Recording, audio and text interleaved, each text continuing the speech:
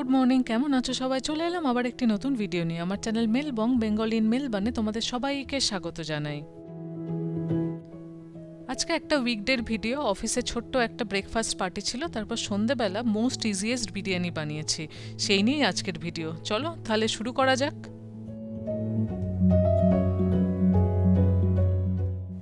দেখতেই পাচ্ছ সকাল এখন প্রায় 8:45 বাজে, আর এখন টেম্পারেচার হচ্ছে 3 ডিগ্রি। বাইরেটা বেরিয়ে দেখি চারপাশ কিন্তু বেশ পরিষ্কার, আকাশে কোনো মেঘ নেই, কিন্তু এখন টেম্পারেচার 3 ডিগ্রি, মানে বুঝতেই পারছো কীরকম হাড় কাঁপানো ঠান্ডা। আর এনারা তো কনস্ট্রাকশনের কাজ ভোর 5টা থেকে শুরু করে, তখন তো টেম্পারেচার 1 বা 2 ছিল। এত ভোরে উঠে এখানে কনস্ট্রাকশনের কাজ শুরু হয় না।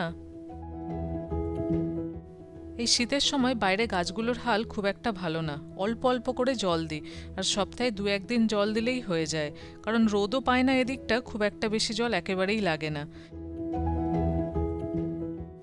এখনো অবধি গাছগুলো তরতাজাই রয়েছে, কিন্তু আর কদিন থাকবে কে জানে। কিন্তু ঘরে রাখারও আমার জায়গা নেই, এদেরকে বাইরেই রাখতে হবে।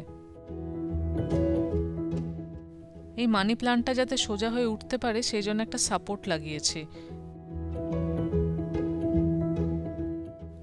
বেরিয়ে পড়লাম অফিসের জন্য রেডি হয়ে, জ্যাকেট ট্যাকেট পরে। আজকে একটু সকাল সকালই অফিসের জন্য বেরিয়ে পড়লাম, কারণ আজকে সকাল সকাল একটা মিটিং আছে, তারপর আমাদের আবার একটা ছোট্ট ব্রেকফাস্ট আছে। অফিসেই বানানো হবে, অফিসেই খাওয়া হবে। এই রকম ছোটোখাটো পার্টির জন্য অফিসে একটা বারবিকিউ কেনা হয়েছে, যেটা গ্যাসে চলে।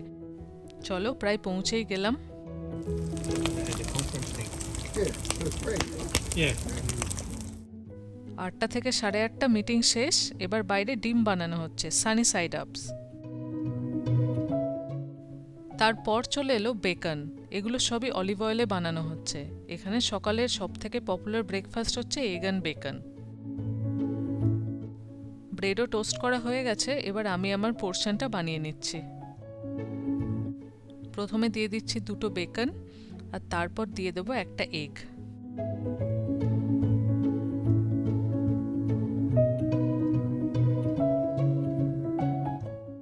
উপর থেকে দিয়ে দিলাম কিছুটা বারবিকিউ সস, আর রেডি হয়ে গেল আমার এগ বেকন রোল। এর সাথে আছে অরেঞ্জ জুস। আজকে অফিস থেকে টি শার্টটাও পেলাম। অফিস করে বাড়ি চলে এসেছি। আজকে সন্ধেবেলা বিরিয়ানি বানাবো।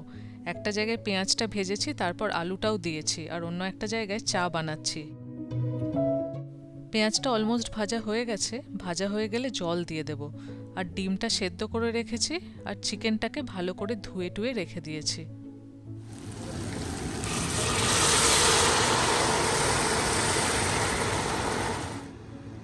গরম জল ঢেলে দেওয়ার পর দিয়ে দিলাম আদা রসুনের পেস্ট।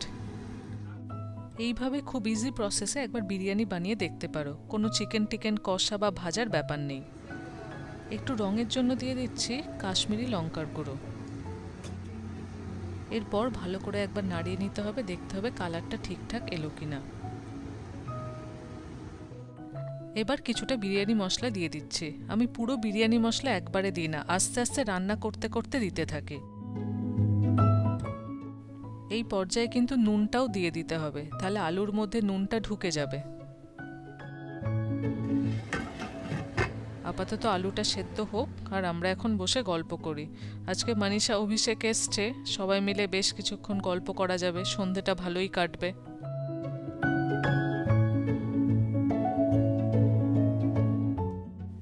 আলুগুলো সেদ্ধ হয়ে গেছে, আলুগুলো তুলে নিয়েছি। এবার চিকেনগুলো দিয়ে দিচ্ছি। তোমাদের হয়তো দেখে মনে হচ্ছে অনেকগুলো চিকেন, কিন্তু পিসগুলো না একেবারেই ছোট ছোট, মানে একবারে 2-3টে করে খাওয়া যাবে এই রকম। চিকেনটা ওদিকে সেদ্ধ হচ্ছে, আমি একটু আরমানের সাথে কালারিং বুকে কালার করতে এসছি। চিকেন সেদ্ধ হয়ে গেছে, উপর থেকে একটু ফেটিয়ে টক দই দিয়ে দিলাম। টক দইটা দিলে কি হবে, ব্যাপারটা একটু বেশ রিচ রিচ খেতে হবে। আমি গ্যাসটা বন্ধ করে দইটা নাড়িয়ে নিচ্ছি, নাহলে দইটা ফেটে যাওয়ার একটা সম্ভাবনা থাকে। দইটা কিন্তু খুব ভালো করে নাড়িয়ে নিতে হবে, কারণ গরমে দইটা ফেটে যায়। গোটা গরম মশলা, নুন আর লেবুর রস দিয়ে জল গরম করতে দিয়েছি, আর এদিকে চিকেনটা একেবারে রেডি হয়ে গেছে। এখন আমি আলু দিয়ে বিভিন্ন মশলা দিয়ে এটা সাজাবো, ততক্ষণ ওদিকে ভাতটা হতে থাকবে। তোমরা দেখতেই পাচ্ছ আমি চিকেনের মধ্যে হালকা একটু গ্রেভি রেখেছি, তারপর যখন দমে বসাবো এটা একেবারে টেনে নেবে। তারপর কিন্তু পুরো ভাতটা বেশ একটু মশলা ভাত, একটু সাদা ভাত সব মিলিয়ে মিশিয়ে খুব ভালো হবে। জল ফুটে গেছে, চালটা দিয়ে দেওয়া হলো। আলুর পর উপর থেকে ডিমগুলোও সাজিয়ে দিয়েছি, এরপর একটু বিরিয়ানির মশলা দিয়ে দিলাম। আমাদের কাছে তো খোয়া ক্ষীর নেই, তাই উপর থেকে একটু গুঁড়ো দুধ ছড়িয়ে দিচ্ছে। এইবার ভাতটা হয়ে গেলে উপর থেকে ভাতটা দিয়ে দমে বসিয়ে দিলাম। আমি একটা চাটুর উপর বসাই, প্রথম 10 মিনিট হাই হিট, তারপরে 20 মিনিট লো হিট।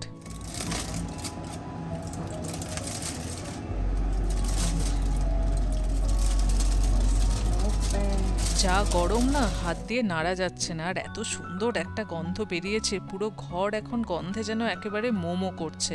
এখন রেস্ট করতে দেব 5 মিনিট।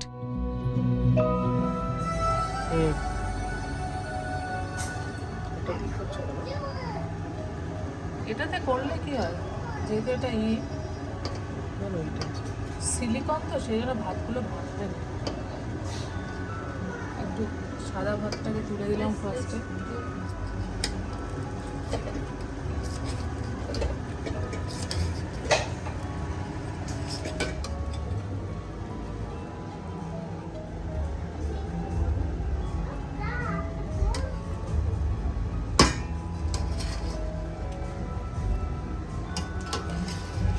এটা কমপ্লিট করো।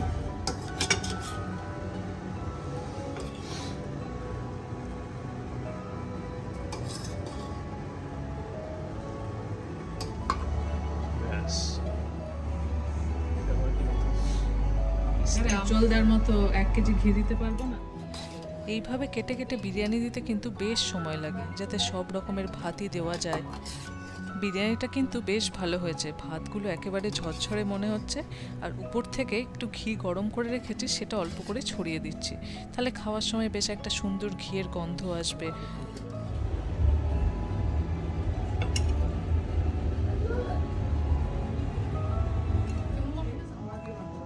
চারজনের বিরিয়ানি আর কিছু শশা নিয়ে আমরা টেবিলে বসে পড়েছি। কি টেক্সচার খিলা খিলা হয়েছে পুরো সব আলাদা আলাদা আলাদা আলাদা পড়ছে, ঝরে ঝরে পড়ছে একদম। গন্ধটা খুব ভালো, খুব সুন্দর।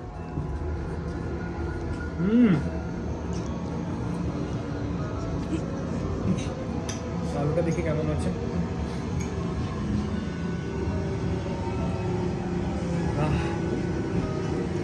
घी का स्मेल बहुत अच्छा आ रहा है।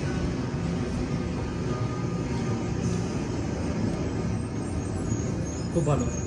পটেটো মেল্ট ইন মাউথ হচ্ছে।